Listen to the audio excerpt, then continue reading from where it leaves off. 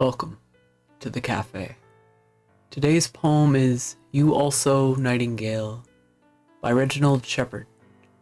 Petrarch dreams of pebbles on the tongue.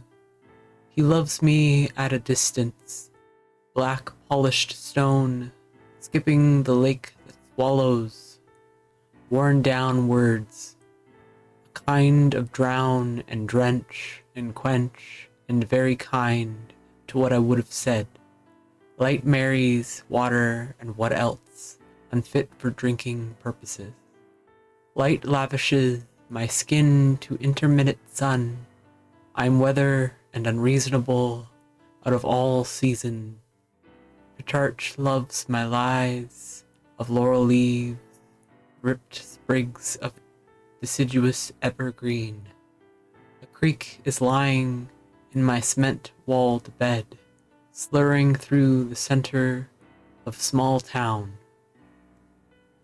The currents brown and turbid, muddy, turbulent with recent torrents, silt rushing towards the reservoir. A sonata passes by too close, I have to jump. And yes, I do hear music here. It's blue or turquoise, aquamarine, some synonym on wheels. Note down that note. It's Petrarch, singing with his back to me, delivering himself to voice. His fingers filled with jonquil, daffodils, mistaken narcissus. I surprised him between the pages of a book.